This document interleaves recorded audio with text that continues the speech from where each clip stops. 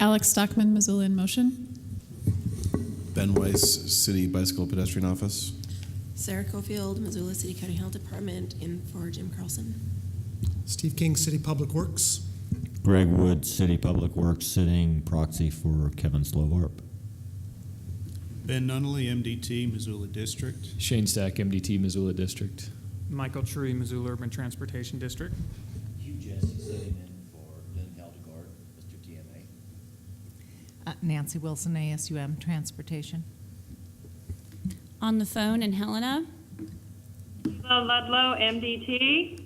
Yeah, Cosme, MDT. Thank you. Ann Cundy, OPG Transportation. And then the audience. Okay. Moving on to the approval of the draft minutes for the September 6th, 2012 meeting. Motion. Move approval. Okay. Second. Second. Any discussion? Hearing none. All in favor?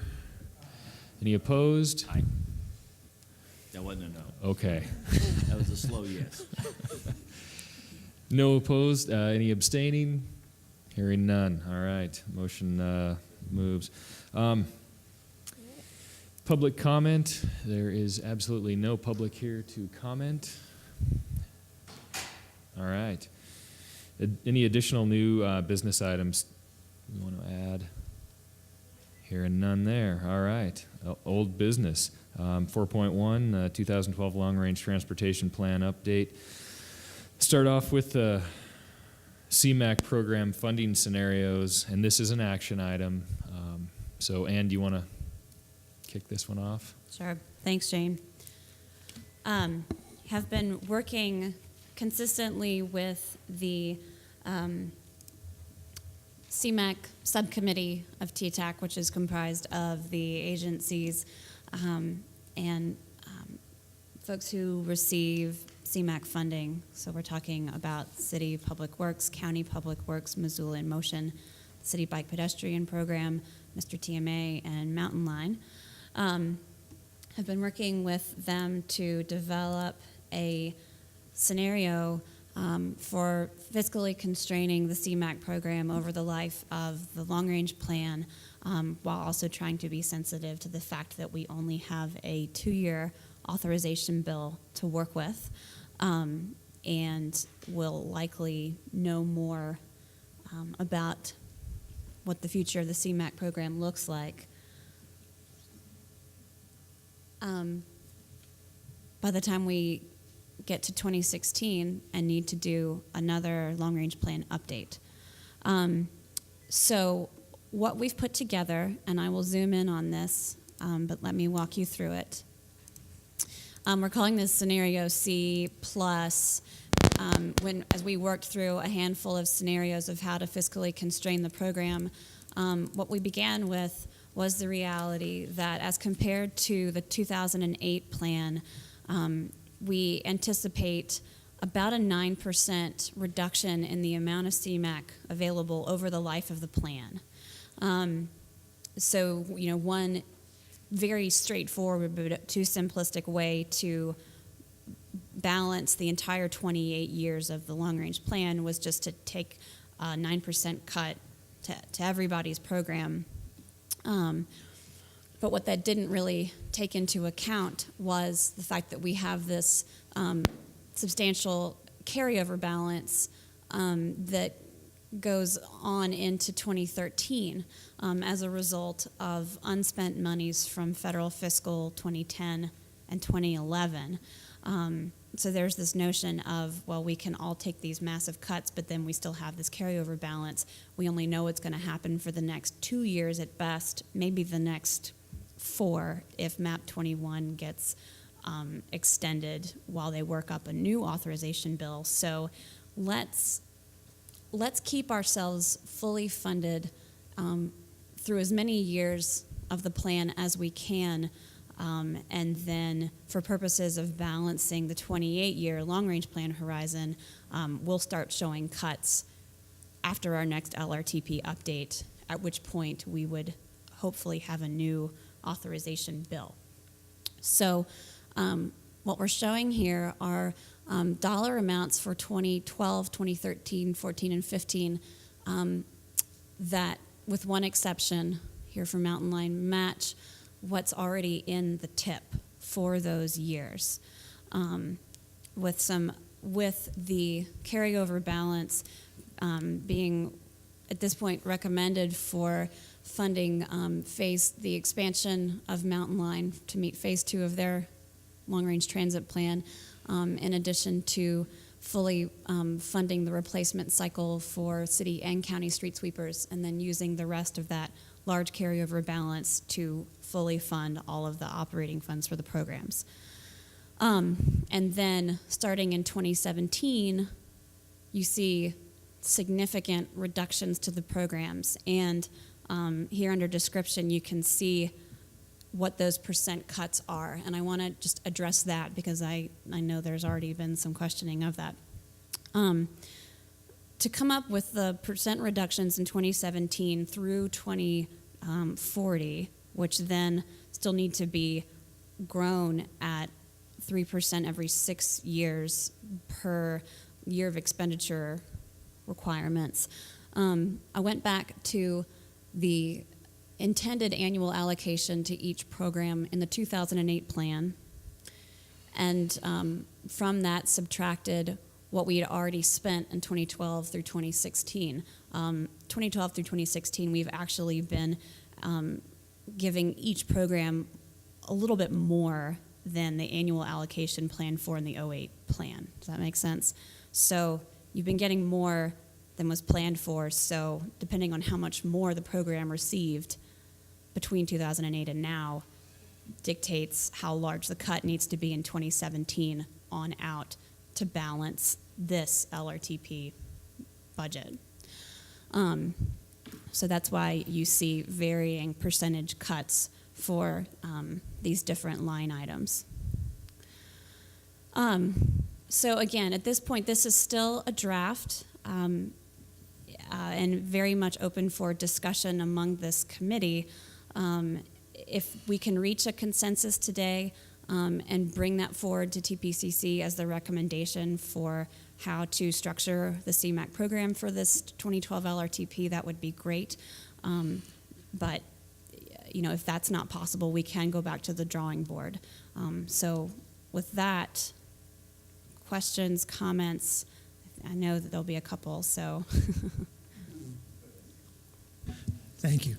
And first I want to appreciate what you've done. You've got an impossible task of insatiable demand and limited resources. So you've tried to balance that, and you've engaged all of us proactively. I appreciate that. Thanks. What has occurred to me recently in talking with Kevin Slovarp, our city engineer, is one major element of potential congestion mitigation and air quality has not been at the table through these discussions, and that's the Intelligent Transportation System, or ITS. As we've been talking about throughout the development of this current transportation plan update, is that ITS has multiple benefits, specifically with congestion mitigation and pollution reduction. It is intended to have a more efficient operation of the entire arterial and collector transportation system that involves traffic signals. That's the vast majority of the commutes, it's the vast majority of the congestion, and therefore the vast majority of the air quality impacts on the community. And we really haven't touched ITS in the CMAQ discussions. One thing that we have identified as a priority in the ITS is traffic signal controllers. The state has stepped up with some MACI money for traffic signal controller updates. One of the potentials is for this CMAQ funding to also participate in one of the next phases of ITS traffic signal controllers. I know Shane has more particulars on that. I wanted to introduce that as a potential new program that wasn't on the table when this scenario was developed. I recognize the difficulty and where do you get the money? It's really, there's no good answers to how this would be funded, but I needed to bring it up as a proponent for ITS because I think it is potentially one of the biggest benefits for communities' transportation system, congestion relief, and pollution reduction. I want to add to that, Steve. And I did have a conversation with Kevin about this, and he had called me yesterday, and I had a chance to talk to Danielle Bolin, who's state traffic engineer, and get an idea from her the kind of costs we'd be looking at to do the further upgrades to the signal controllers across the city. Right now, the Mackey, I think we're going to cover 18 to 19 signals. That left around 56 signals, I think, in the community that would need to be upgraded as far as a controller. So roughly about $300,000 would be necessary to cover the controller upgrade as well as the communication. I know in the past we talked about adaptive signal control, and there's different forms of adaptive signal control. We attended a Siemens presentation, I think it was last week, and they kind of had a pretty good program on how they're moving forward with some of this adaptive signal control, the technology that is available. And Kevin was there, Ben was there, and I was there. It was pretty interesting.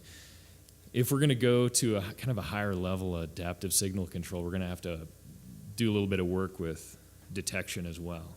That $300,000 would handle the controller upgrades and the communication upgrades, but you're looking at another $700,000 to maybe $1.5 million to do all the detection too on these intersections. So you can start with the controller upgrades and the communications, and that's a big first step. And then as we move forward, maybe if we want to pick one corridor and make that kind of our corridor to start with, this more of this high-end adaptive signal control, then maybe we can look at detection upgrades on one corridor instead of trying to cover the whole community. But right now, I think what we're looking at is $300,000, get the controllers upgraded, and the communications upgraded for the rest of the community. So I don't know if you wanted to add anything else to that, Steve.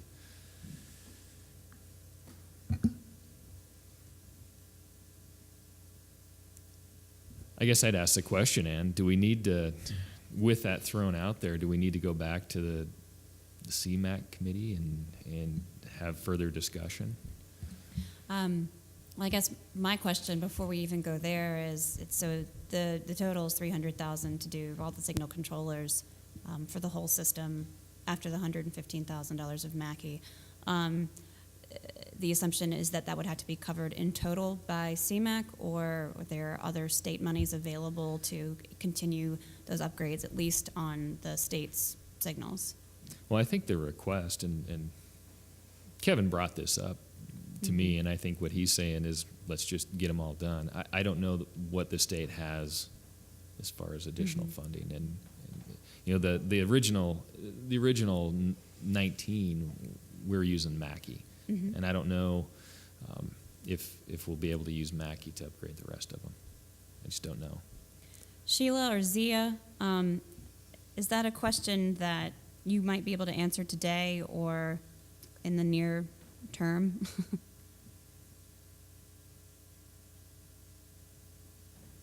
Do you need me, sorry, I know you have that delay. Do you need me to repeat? Yes, please repeat. Okay. The question was, of the total $300,000 that I guess is suggested is needed to upgrade the signal controllers for all the signals in Missoula, would there be additional state monies to cover part of that cost in addition to the Mackey that's already been set aside to do some of those, to do 19 of those? I'm sorry, I don't have an immediate response to that. Okay.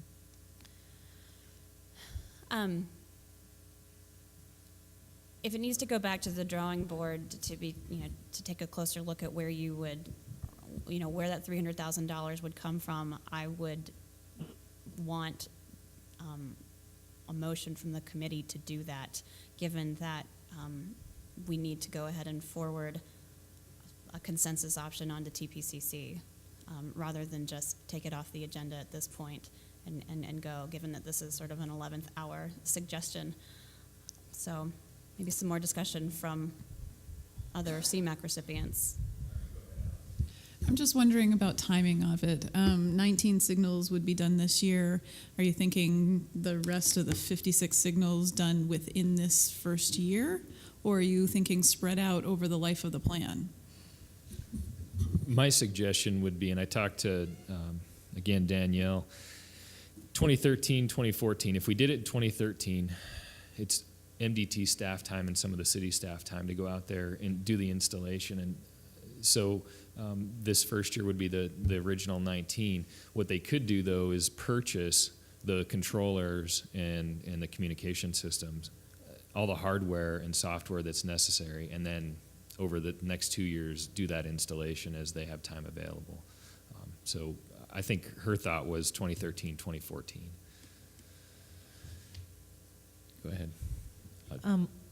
It just seems like this is a way last minute request. So I'm struggling with why all of a sudden it came, why did this come up now?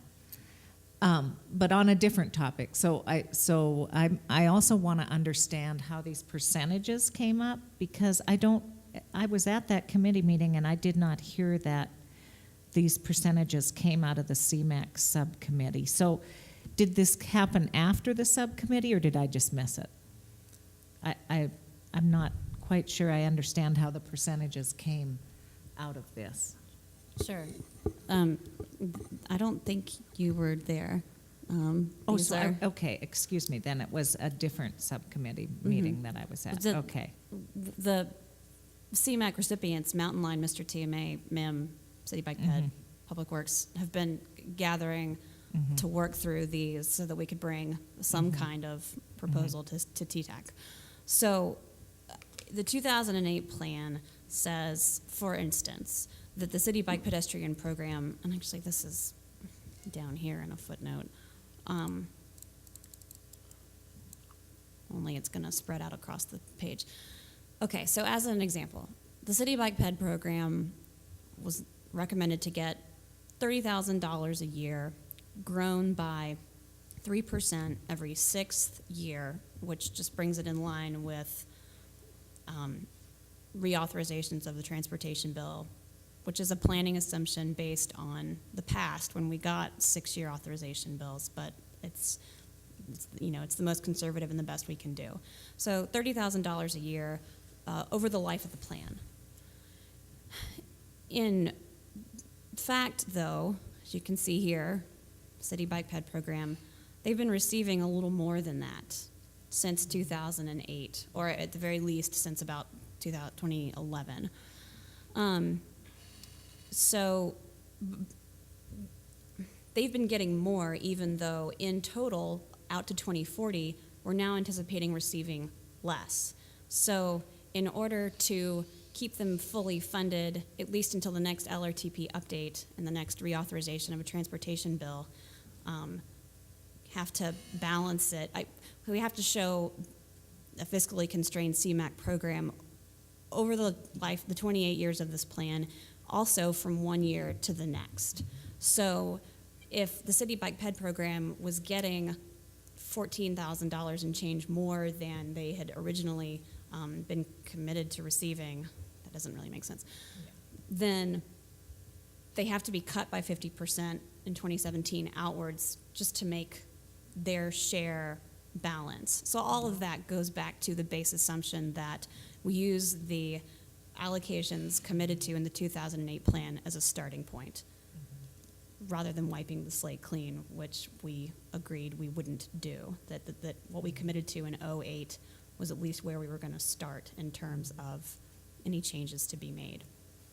So that's why, and likewise, Missoula in Motion was even receiving a little bit more than their, I think their annual allocation for 2008 going outwards was like $270 a year, when in fact they've been getting $320. So all of that is based on the fact that we've had a little bit more CMAQ from 1 year to the next, and as a result of the stimulus, than we anticipated in 2008 in the early years.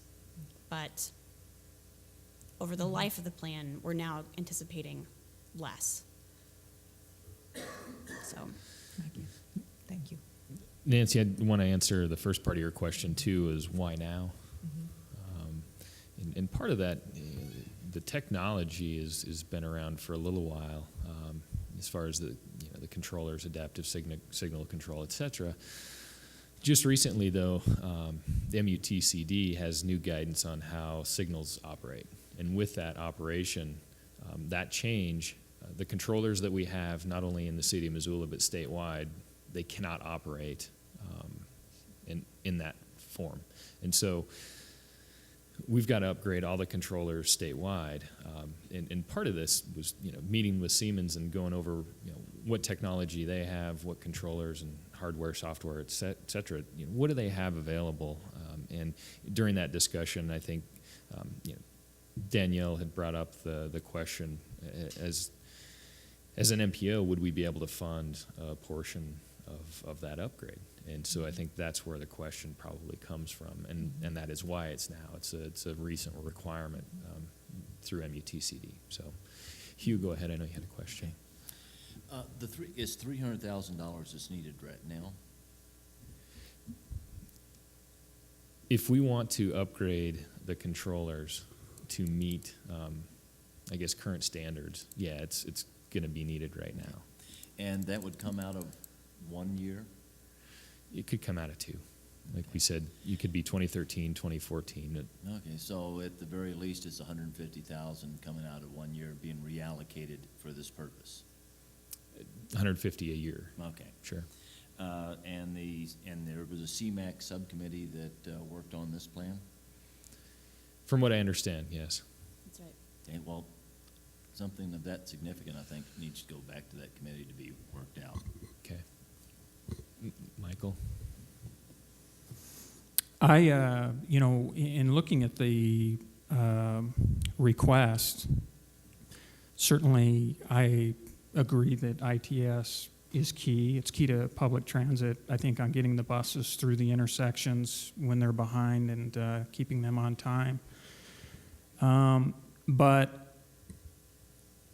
I think going back and rehashing the CMAQ allocation at this point would be detrimental. I think the key goal of this go-around in the LRTP update has been to retain the mentality taken out of the 2008 update in regard to land use and a focus on transportation options and getting more people out of single occupancy vehicles, and therefore, having the best opportunity long term to put a dent in congestion, and air quality follows along with that.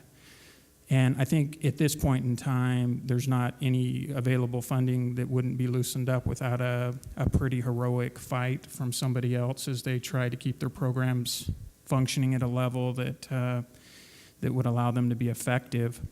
And I think that this ITS technology, although it's great and we need to focus on it long term, I think I don't think that it has an impact on single occupancy vehicles and the number of people who utilize that transportation option. So my vote would be, to not send this back, but to move forward with what we've already talked about and what's consistent with the methodology and philosophy of the 08 update.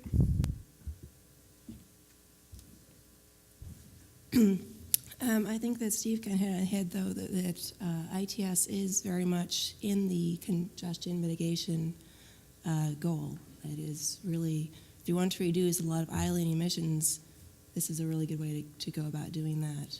So I do think that CMAQ would be an appropriate thing to at least consider as funding source. And then another thing I'm kind of curious about, for the divvying of funds among different programs, does that take into account the proposed kind of restructuring that might be coming through with the different programs?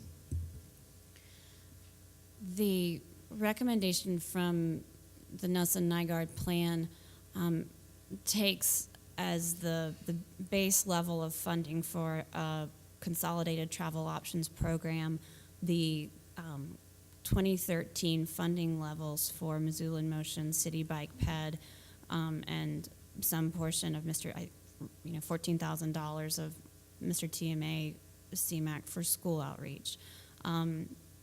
So if TPCC decides to move forward with that recommendation or directs staff and the involved agencies to figure out how that consolidation happens, it would require at the very least, these funding amounts for those individual programs then put together, so. Okay.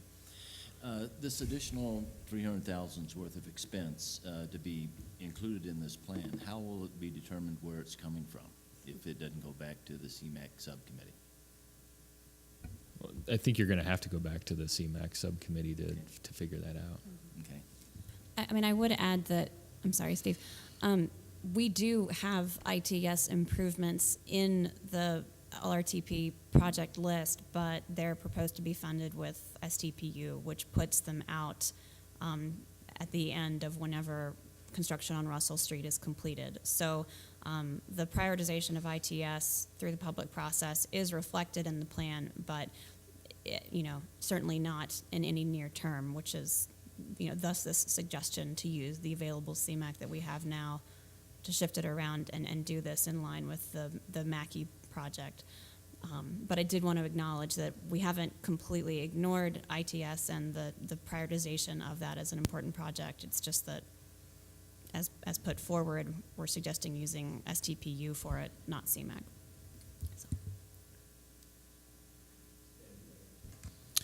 So.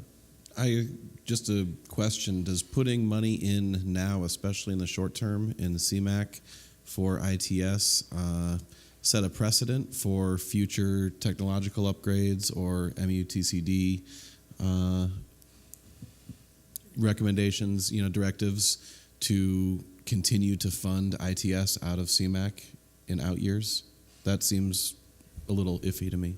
Well, but CMAQ does have requirements that it's got to be used for more air quality issues. So if there's any ITS upgrades out there that don't have any improvements for air quality, it can't be used for that. So CMAQ has its own restrictions. So, Steve, you had a question. Well, I would like to go back, and I'd like to have this as a conversation with all the CMAQ participants.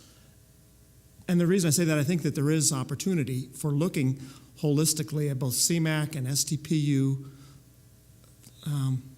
in context with Russell Street and other priorities, and how to move money. And Michael had proposed using some of the STPU money sooner versus later to help with some of the bus purchases. We talked about $300,000 of STPU being used in the nearer term, as opposed to waiting until after Russell's completed. It seems like that there's a package out there of large funding with CMAQ, with STPU, with the big projects and big program commitments that we should take a second look at. What is concerning is that ITS is in the LRTP, but it's unfunded, uncommitted at this point. It's literally listed as an illustrated No. on the list. There. Is it listed as committed? should I haven't seen it as be- committed. No, it ought to be in the green section. We're going to get to that as another item on this list. Okay. But per the public process, there should be some STPU recommended for ITS upgrades, not just illustrative and unfunded. All right. When I reviewed the attachments that were part of the agenda, I saw the ITS, but not as committed or funded. So we'll need to get to that. Yep. I circle all the way back. If we can have the subcommittee reconvene and continue the discussion of the CMAQ budget, it would be appreciated. Nancy, to get to your point, this is late, and this is late in process. But what we're realizing now is this 2040 budget for the next 28 years is going to highly educate the next TIP amendment. And the TIP amendment's really where the money's at. If it's not on this 2040 plan, it's going to be hard to get it considered into the TIP amendment, which is going to be the product of the LRTP completion. So that's why it's essential to look at it now, if it's going to be looked at in the near term for 2013, 2014.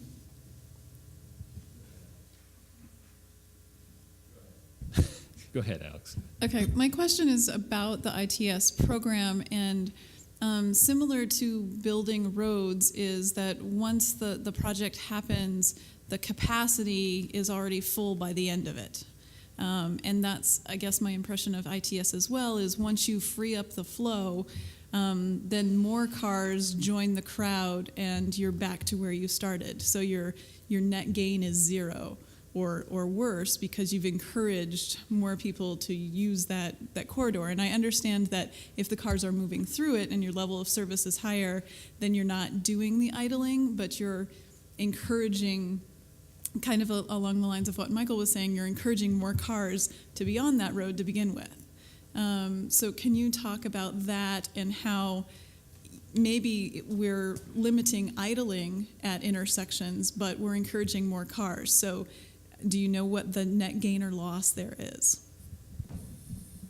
I don't know how much change you're going to have in level of service as far as upgrading controllers, but I guess you have two schools of thought, and one is if you offer up the capacity, by gosh, nobody's going to want to ride the bus or ride their bike or walk or whatever. And then the other is, well, the need is out there. You should probably offer up the capacity. So I think that's maybe where your question is coming from, and that maybe, and I don't want to put words in your mouth, but maybe you're more along the lines of saying we should not offer up the capacity and force people onto the bikes and into the bus, or. I guess just with construction projects that you can't build yourself out of congestion. So I see ITS as similar. Yes, you can build yourself out of some of the idling, but you might not be able to build yourself out of that congestion. Yeah. And the investment in mode shift might be better placed in a different place. That's, I guess, where I'm headed. Okay, so the comment that you can't build yourself out of congestion, very good point, but this is probably more of a low-cost, high-impact type improvement, which is different than going out and spending millions on adding or widening roadways. So, go ahead, Nancy. I just have one more request. If this is going back to the subcommittee, which I'm a little uncertain, but if it is going back to the subcommittee, I continue to struggle with local CMAQ funding going to van pools when it feels like we could have local CMAQ funding going to park and rides that literally serve the local area. We could have outer limit park and rides served by Mountain Line, and we would be using local funds for local issues. So I'm struggling a little bit. We've invested a lot of local CMAQ money. I'm not saying van pools are not a good idea. Van pools are a great idea, but they need to be paid not just by the end community. And we're struggling with that. That's a big struggle. And when we have this tight of funding, I hope the subcommittee will really look closely at that. And I know in the past, Mr. TMA Lynn has said herself that they can function without local CMAQ funding. She said it at a CMAQ subcommittee recently. I don't remember what, I was thinking it was, anyway, I'm confused by what meeting it was. It seems like they all run together. But so I want us to look at that as a subcommittee. And I agree with you. There's funding. I mean, these are, if we can make intersections function better, and that is a local issue, then let's consider local CMAQ dollars being spent on local issues. That's all. Thanks.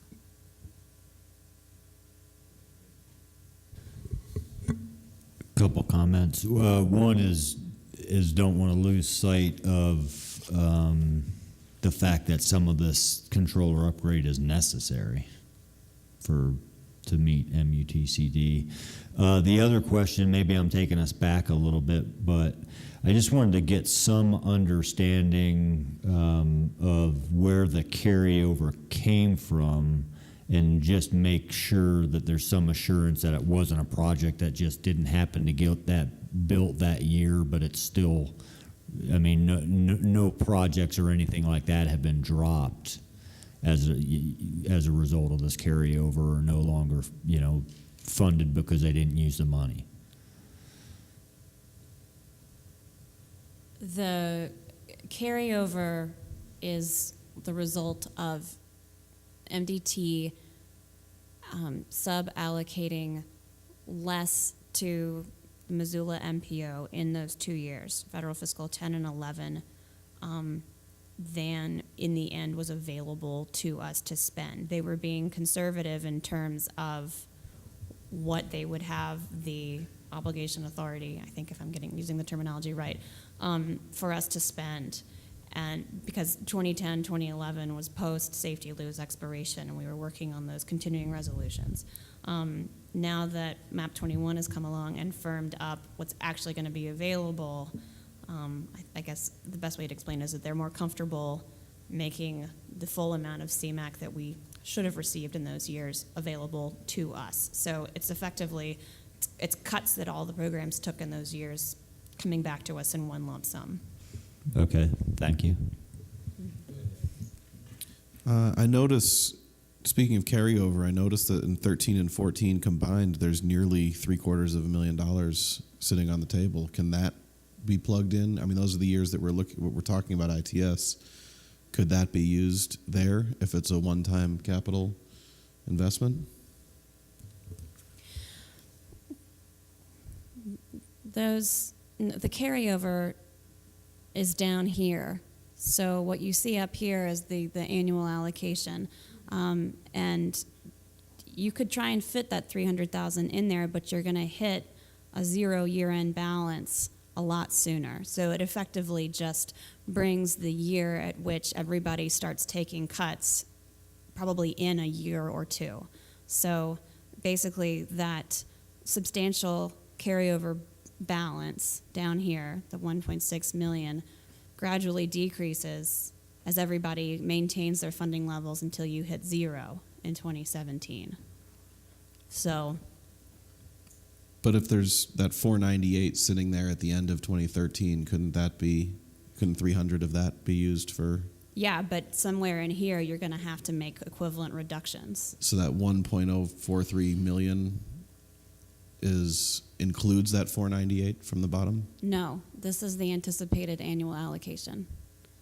I mean, if this was an Excel spreadsheet right now, I could show you how it all draws down, but the amount we have available for us to spend from one year to the next is the carryover plus the annual allocation.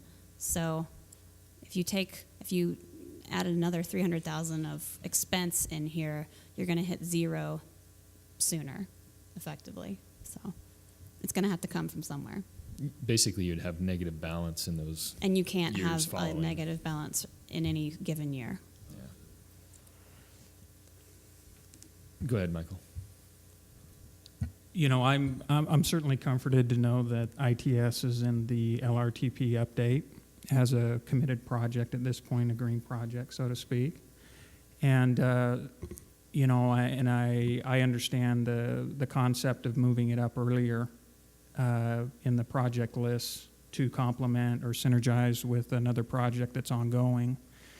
I certainly have projects I'd like to move up in my short and long range transportation plan as well that I think would be highly effective with Mountain Line. So, I think if it goes back to the subcommittee with a recommendation that it's looked at holistically with STPU and other funding sources on the table, and we want to kind of crack open that nut again and take a look at STPU, then, at that point, I think I'm fine taking it back to a subcommittee.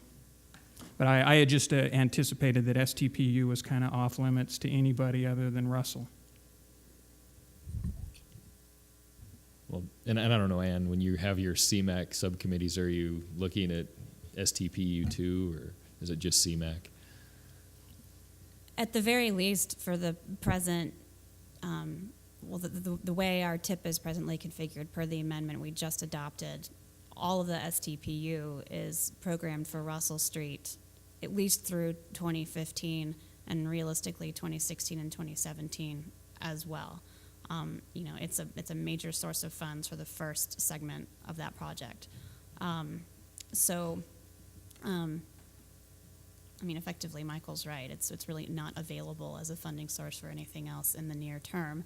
I would venture to guess that Zia and Sheila would concur on that one. So I guess I would say two things about sending this back to the subcommittee.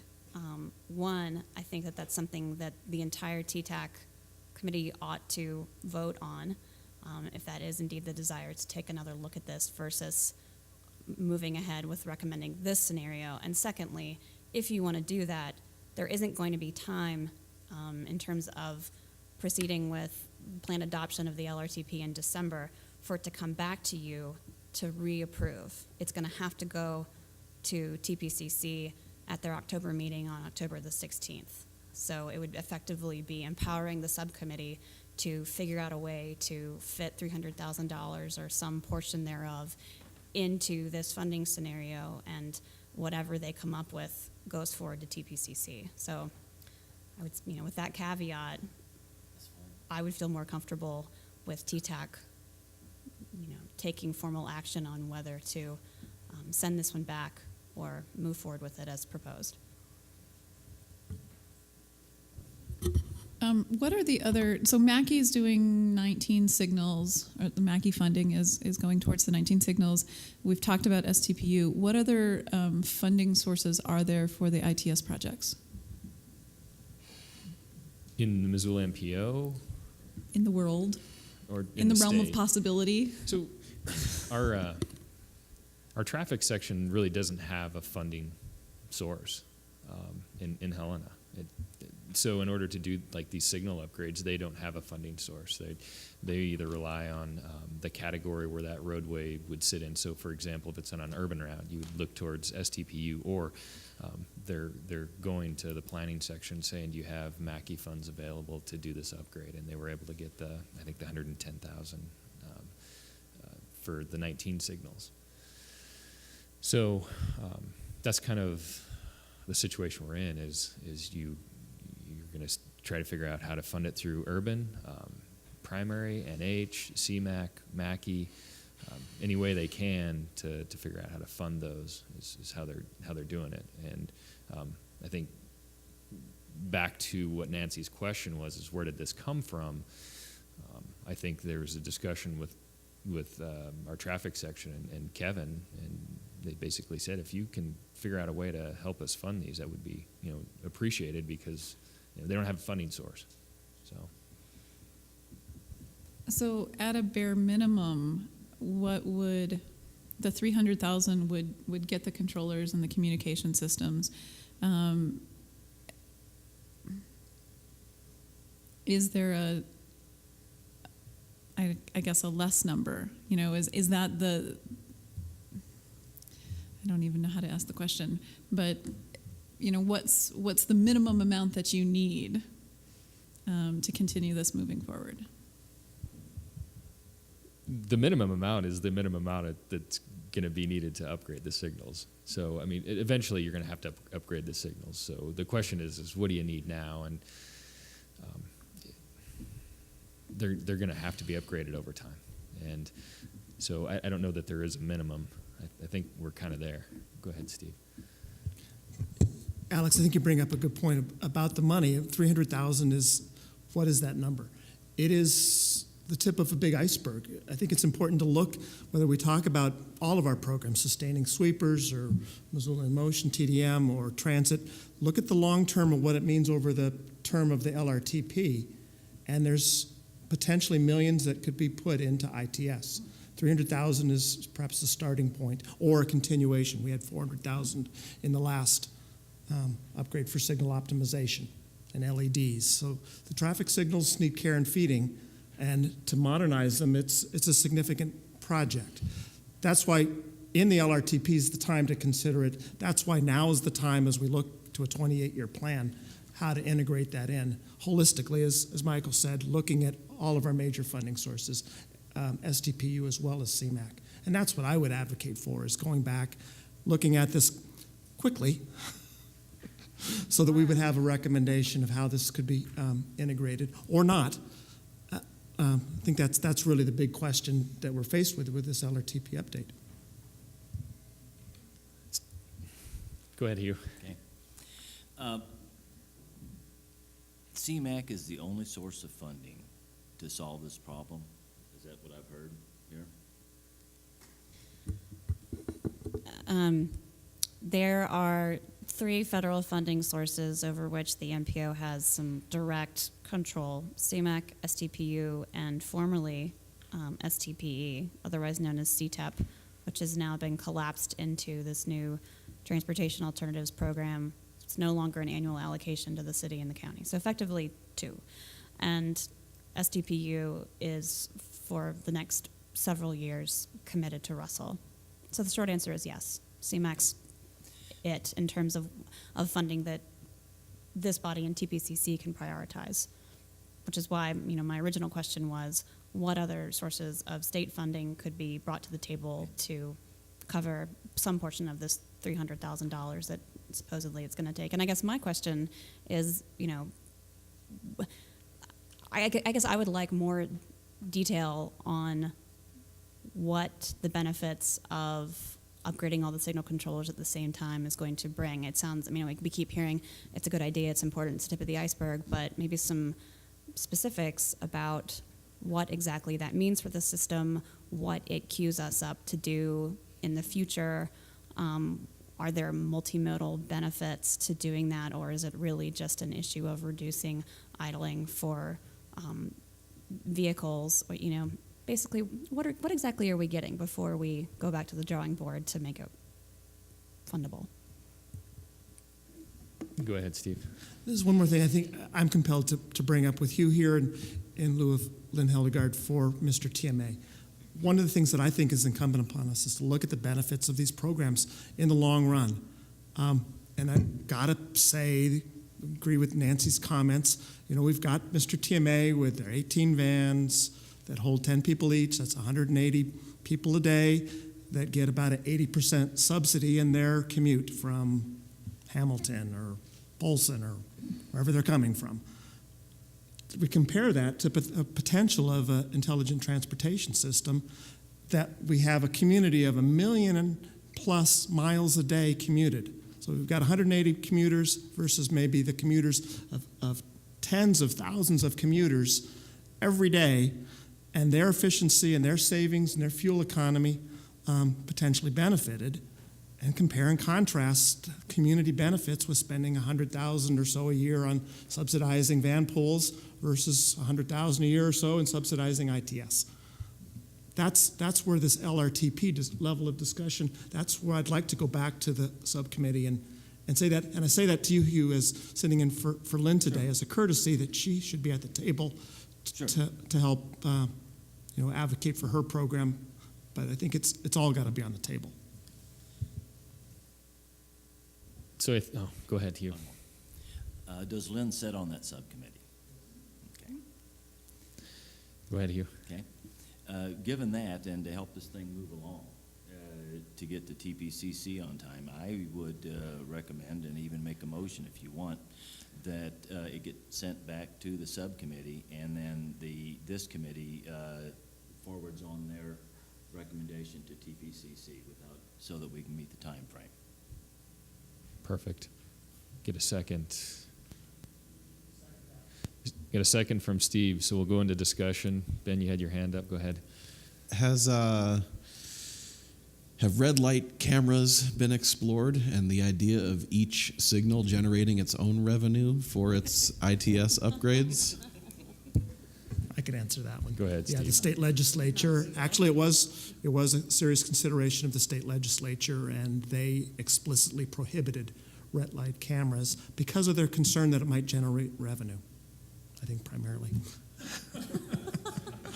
Well, I thought that was insane, but I didn't say that. It is off the table because the state legislature has explicitly prohibited the application of those. So we've got the motion to go back to the CMAQ subcommittee with basically the CMAQ subcommittee having that sole discretion of making that recommendation to TPCC. So any further discussion? Any comments from the audience? Hearing none, seeing none. Clear your calendars. Okay, all in favor of taking the CMAQ plan back to the CMAQ subcommittee? Aye. Aye. Any opposed? Okay, we've got, for the record, Michael Tree is opposed. And then any abstentions? Okay, no abstentions. So All right, next agenda item, Anne. We are probably going to stay on track because I think this was the handout. That's not the Okay. That's not the version of the list I wanted to show you today. So Okay. I'm going to call it up. I'm sorry, I'm not on mic. A lot of different list versionings going on here. I apologize that what Mirta's handing you is not what I wanted you to look at.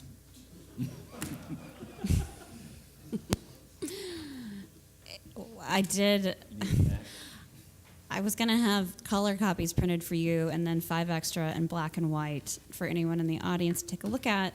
Those are going to make great recycling.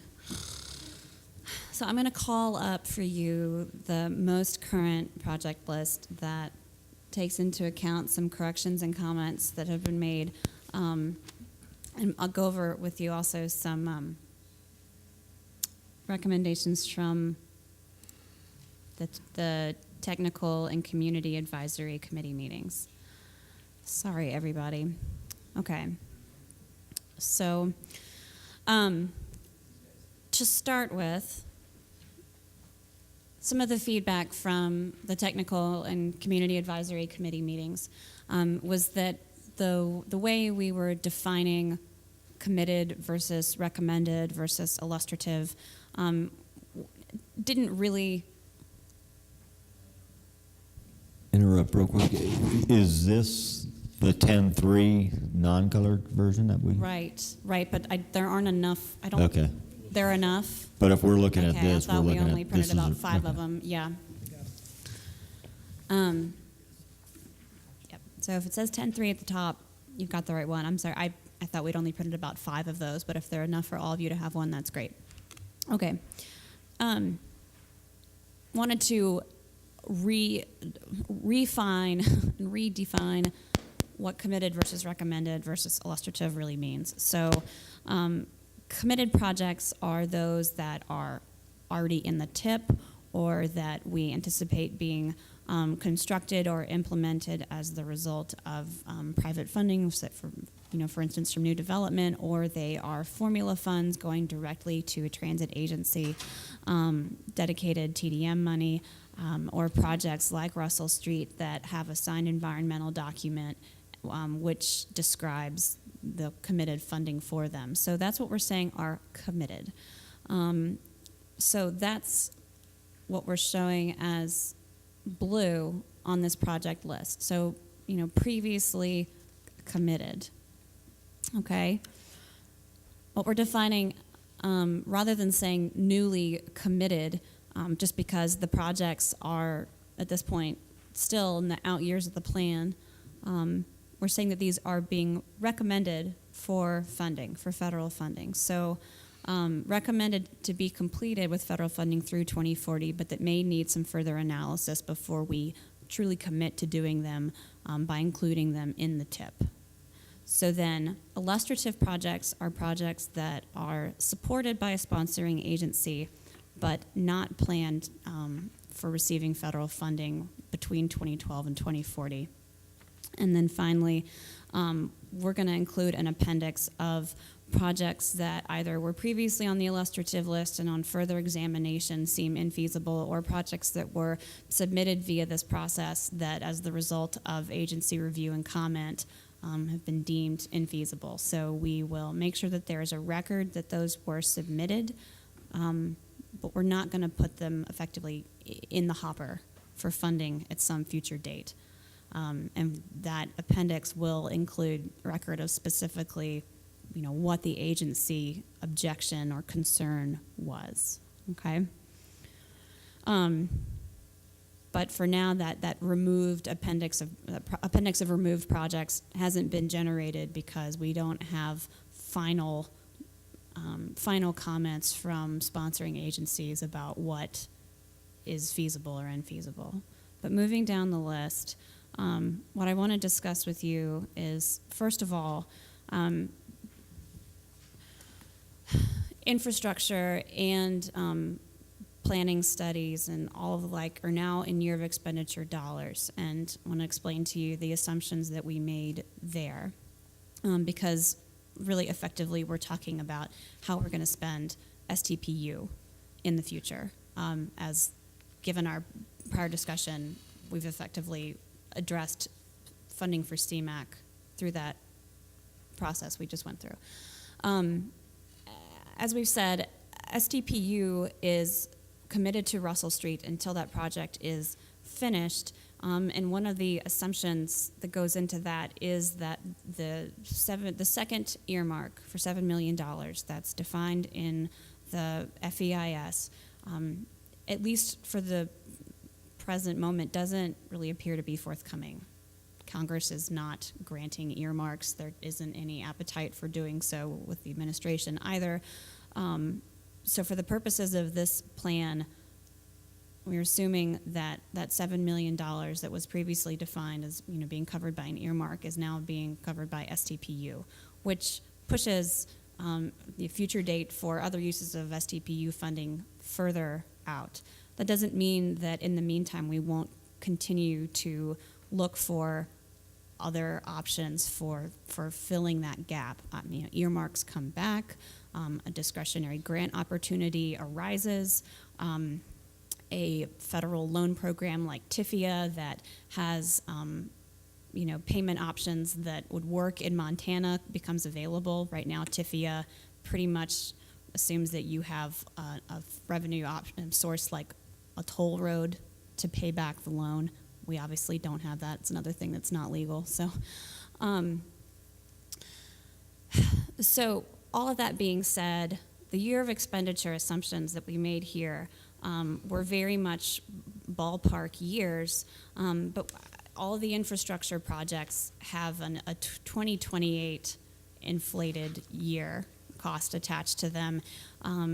The transit commitment of 19 million of STPU is not inflated because ideally we somehow figure out a way to make it available to Mountain Line along the way. So didn't want to try and make a guess at what portion of that might be inflated to what year. It just doesn't make sense. The ITS amount we set aside as recommended for future funding was inflated to 2025. So obviously all of these projects aren't going to all be done in 2028, but the conclusion of Russell is such a moving target based on how much STPU we can accumulate to do it and what other funding sources might be available, that we're just saying, let's make the year of expenditure for these projects 2028. It's probably very conservative, I hope so, but that's the assumption, the year of expenditure assumption that goes into these roadway projects. And as I scroll down, the safety projects that we're proposing to be funded with STPU, and likewise any non-motorized, which are at this point or through the life of MAP 21 going to be eligible for funding under this new TAP program. So we'll be applying for a grant to accomplish them. The other item I wanted to get to, because I'd like TTAC to weigh in on this, is a recommendation from the technical and community advisory committees to, even though they scored really well, to take some of the proposed 3-lane conversion projects that were submitted by community members and not recommend the projects themselves for funding at this time, but to at least commit to using some federal dollars to do feasibility studies to explore them further. We did an initial model run for 2040 that looked at, in 2040, if you build everything that we've already committed to building and then you do those 3-lane conversions, what happens to the system? How do those corridors perform?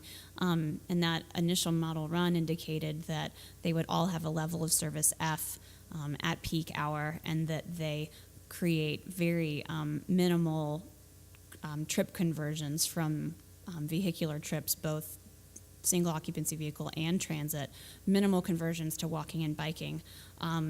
So that was enough for us to say, probably not ripe to recommend them for funding right now, but let's at least commit to taking a closer look. So right now, the however much it would cost to do that feasibility study, which is what I think we're recommending. And Steve, correct me if I'm wrong. At the very least, for the Broadway Orange to Madison project down here, Project 469, and 3-laning Higgins from Broadway to Brooks, Project 14. At the very least, to do a feasibility study. We could probably make it one study since they are all of, a downtown nature. But to do that, those aren't in here with fiscal constraint right now. So if that is a compromise that makes sense to TTAC, I would need a recommendation for, which of these projects to bump down. I mean, the easiest thing to do would be to, bump one of these off. I frankly don't know what a rough cost estimate would be to do that kind of feasibility study, but the easiest thing to do would be to take the lowest scoring item off and just say, well, does $231,000 or 30 get the job done? So comments about the idea of feasibility studies for 3-lane conversions rather than the projects themselves. Let me preface it. And you and Lewis have been very responsive on this. To get right to your question, I would certainly recommend bumping down the Project 38, Higgins Avenue, widen 3 lanes, Brooks to South Avenue. That $230,000 project, and bump that down to the illustrative list, and move up the corridor 3 lanes for both Broadway and Higgins, as you recommend. I support that.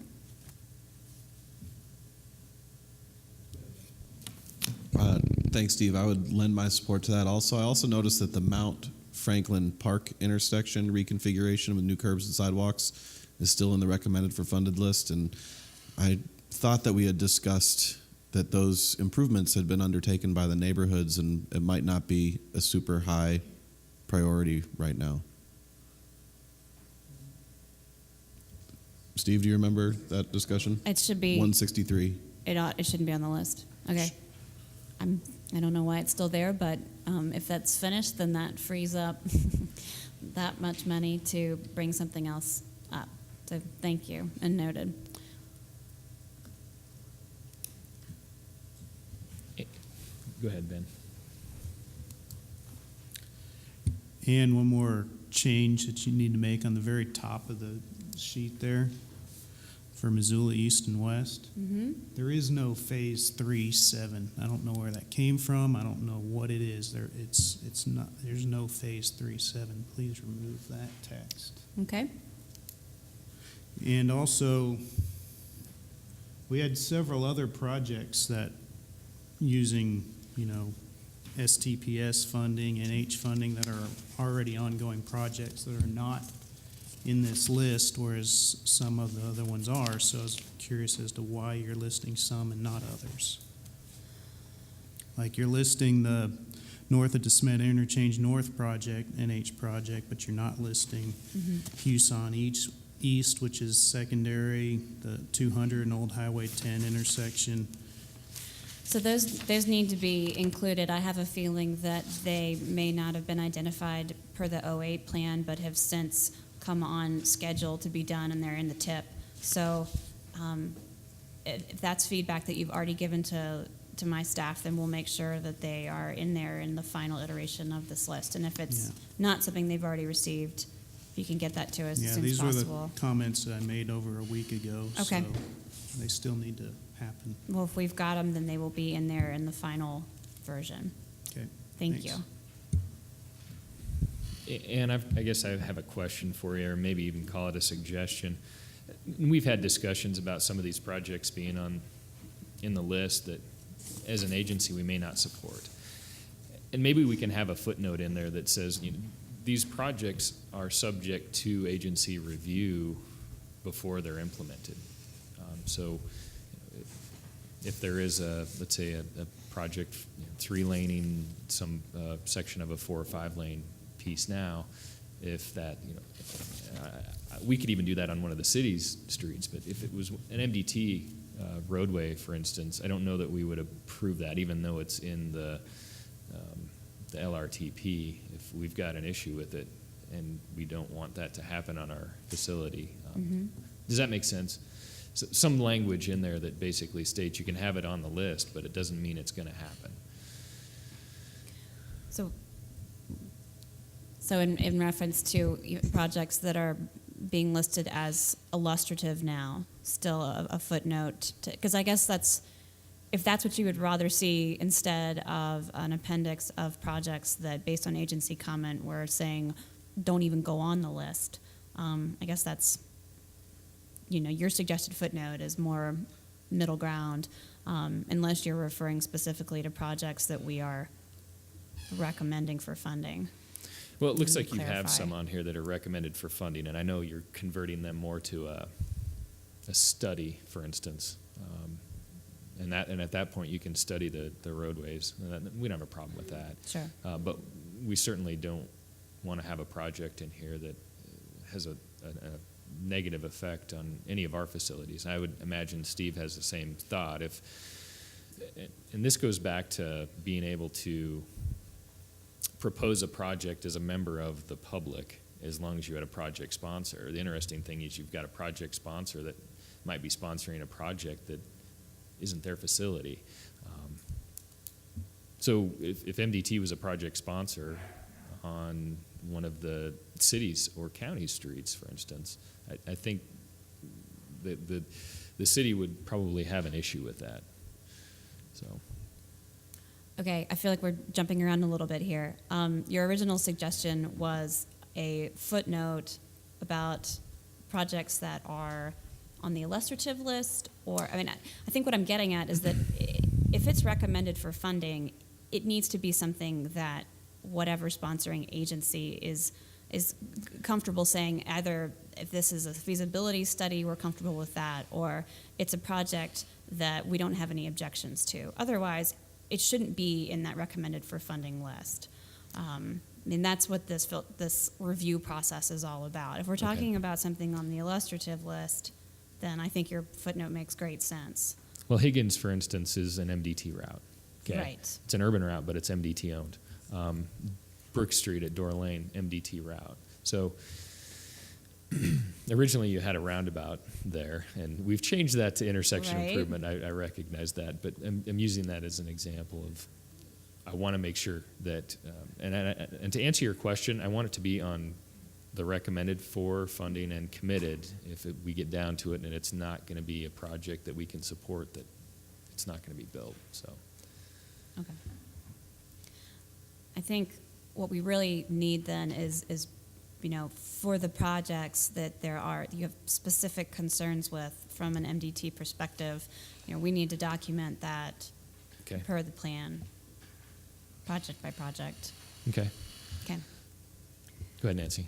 So I'm understanding that these long-range transportation plans are requested by the federal government for local communities to put their vision forward.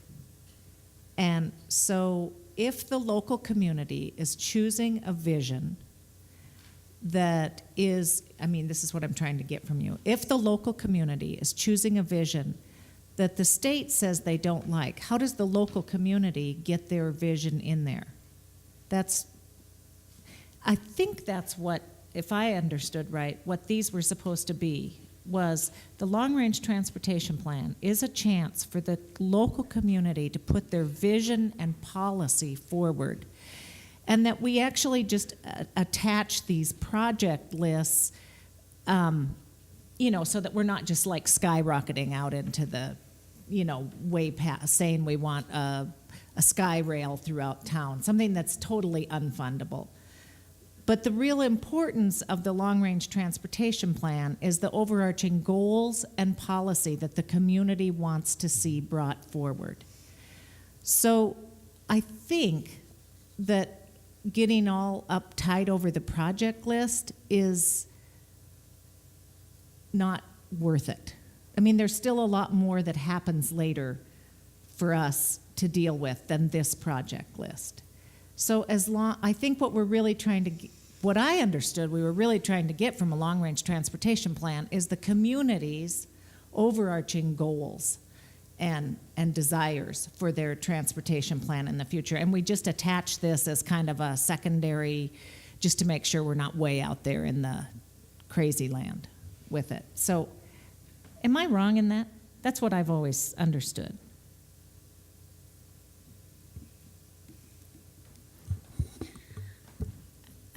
I think the long-range transportation plan serves a variety of purposes. And there's what the federal requirements are, that as an MPO receiving federal funds, we have to do one of these, and it has to include a project list that shows fiscal constraint. So it's not just an afterthought, it's very, very central to the plan. And the other piece is looking comprehensively at the whole system and what the community's wants and desires are, and making sure that the goals for the plan capture that, as well as speak to the planning requirements under whatever authorization bill we have. That's why we structured the 7 goals for this LRTP to directly address the 8 planning factors that have been carried over into MAP 21.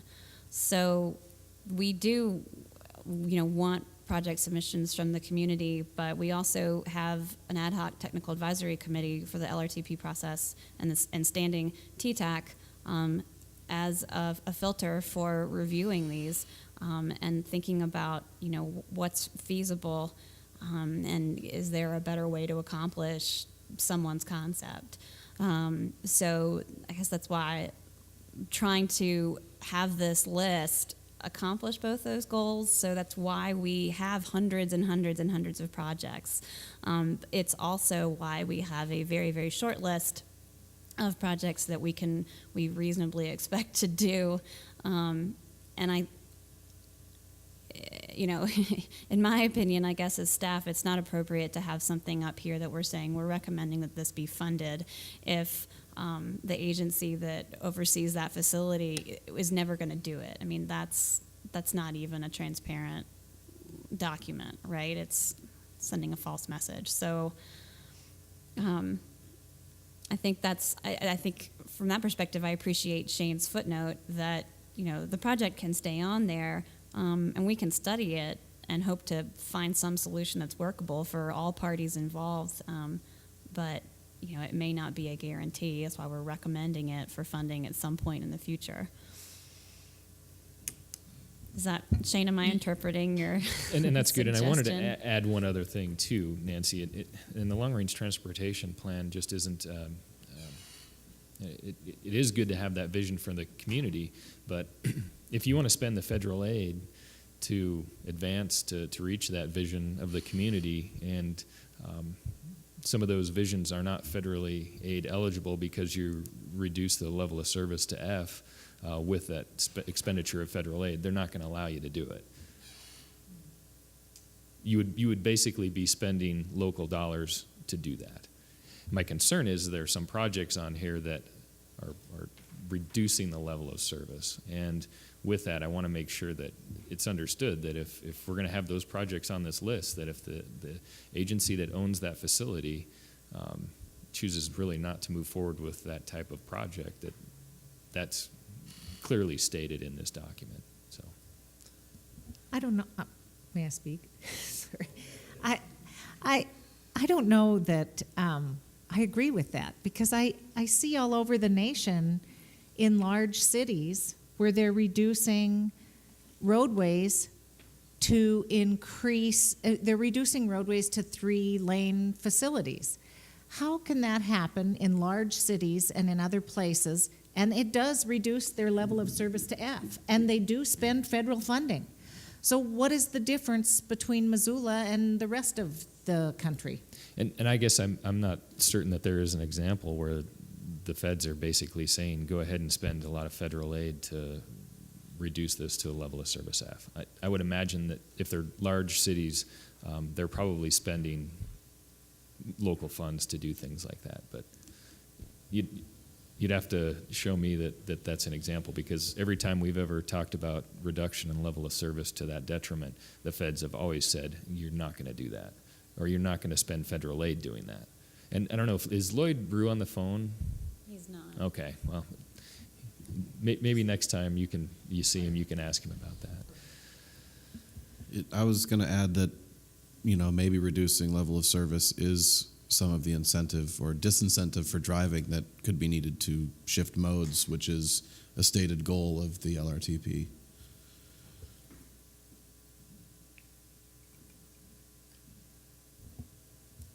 Anne, did this need to be an action item? No, we have enough cleanup work to do on this, documenting agency comment at this point, that it's going to come back to you in November. But I guess I would like to hear some additional buy-in on the notion of, well, it may be that we can cover it if this is indeed complete, and this 284 could be repurposed for that feasibility study.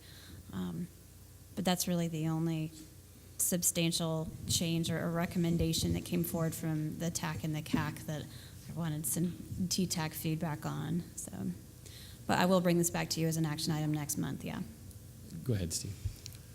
And I had given the comments about the Mount intersection and the Higgins 3-lane to Lewis just a few days ago. So I don't know that it's made it into this update.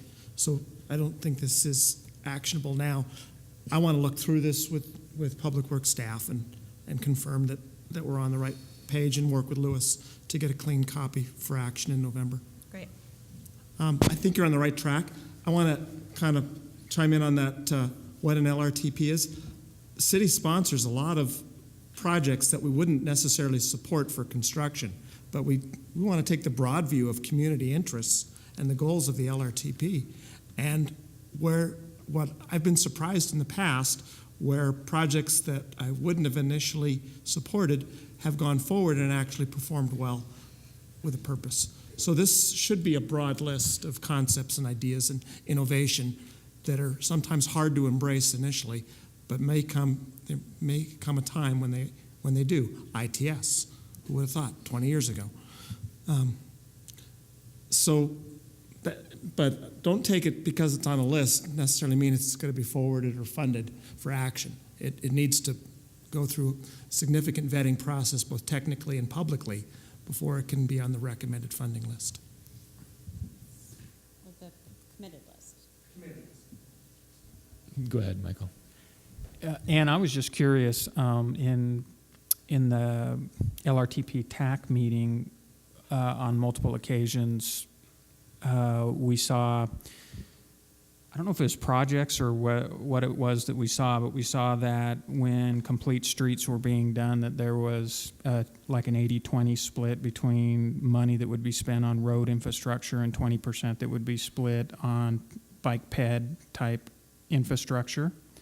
How does that relate when you look at a list like this? I guess I have two questions. One, just how to identify it on that sheet, and then two, how to have a discussion with this body and then later at TPCC on making sure that those complete streets include the public transit infrastructure.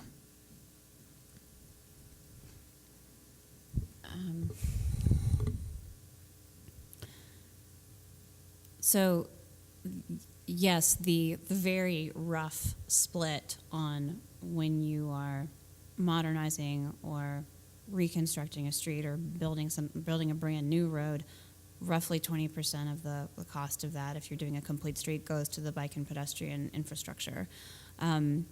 The projects we're defining as roadway projects in this list all have some component of creating complete facilities for all users, or making them safer for all users. So then the projects in here that are identified as being specifically non-motorized are, those that have that focus completely, whether it's a trail project.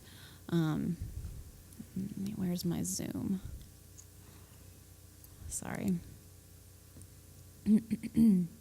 or, you know, it being something exclusively like bike facilities or a sidewalk on said facility, so said roadway. So I guess the short answer to your question is, okay, that was too much Zoom, sorry. That any of the roadway projects that are being advanced are effectively complete streets projects. That, you know, that was the resounding feedback from the public process, and it's, you know, it's memorialized at the very least in a city resolution that any time we are improving a city street, that's going to include, you know, facilities for all users.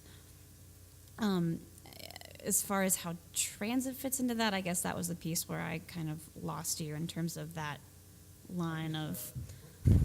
I just was requesting at some point in the real near future, since obviously this will be going to TPCC at some point in the really near future. I just request a discussion from TTAC so that we've addressed it, and that discussion can move on to TPCC, of making sure that complete streets, that 80-20 split, includes public transit infrastructure. There's no Fed funds at the FTA for pullouts, bike shelters, real-time technology for passengers, bike loops so they could park their bike and jump on the bus if the bike racks are full on the bus, and those type of things. And certainly with the reductions in the CMAQ and the STPU not foreseeable for a long time to be used for anything other than Russell, I just want to make sure we're talking about that as a community. Okay, any other comments on the project list? So this isn't an action item, so you'll Is not. Yeah, you'll Right. take this back, and I've got comments I'll share with you. I just had some general comments, and then just comments throughout the list I can just give to you and Lewis. So Thank you. Right, so as far as agency comment goes, by email or in writing, something that we can either scan in or include as documented comment will really help in terms of finalizing this list and bringing forward a final draft to you next month. So, okay. thank you. All right. Okay.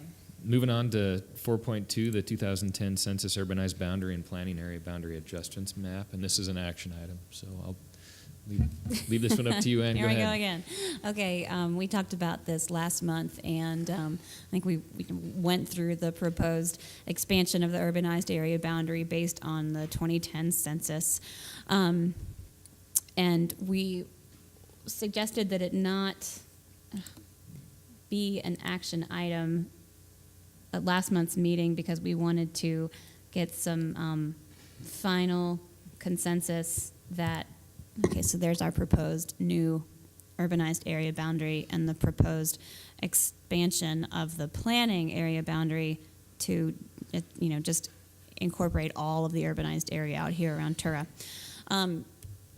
It was not an action item last month, we just reviewed it, but we do need a recommendation from TTAC to adopt this new urbanized area boundary and planning area boundary for transportation purposes, and then we can forward it on to TPCC this month. This is one more little piece of the LRTP update that needs to be completed before December.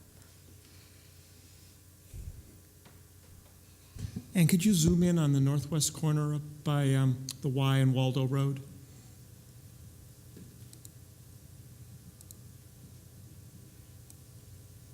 Is that zoomed enough? Yeah, for you? that looks good. Thank you.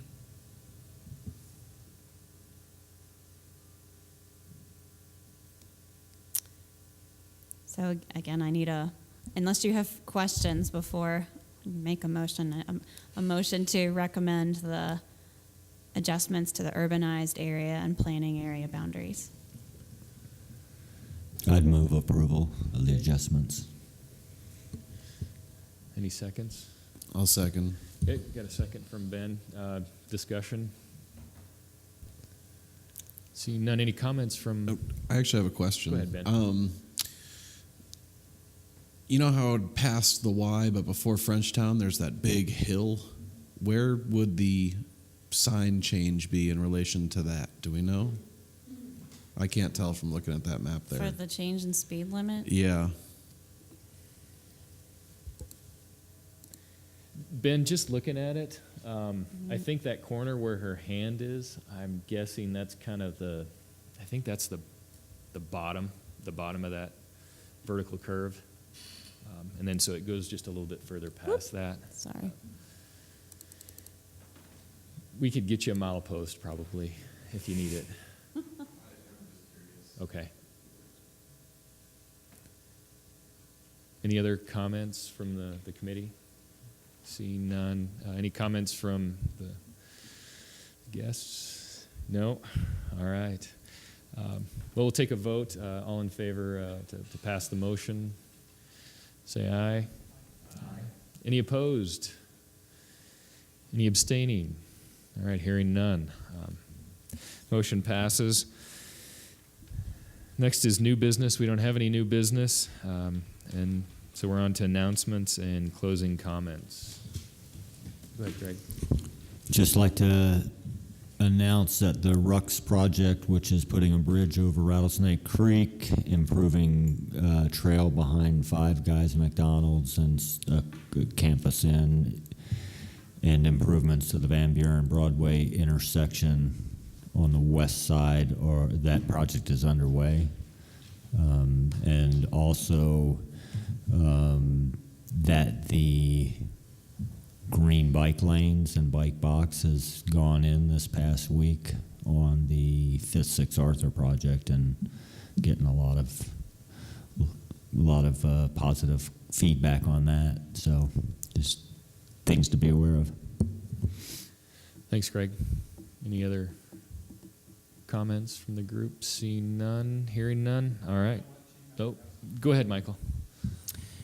You know, I just wanted to recognize that the bike station is near completion. It'll probably be finished in the next 2 weeks. It'll feature bike parking at the Downtown Transit Center, and it'll also contain a pedestal where you can mount your bike and do some minor adjustments to your bike. It'll have some tools there on the pedestal, and then it'll also include a vending machine with some bike parts. And we've got 3 other vending machine pedestals that'll go in the community in other spots as we move forward.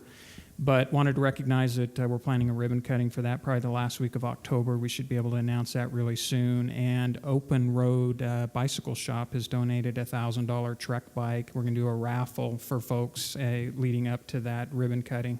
So some fun community events, and it'll be fun to have a bike station, so to speak, downtown. Okay. Thanks, Michael.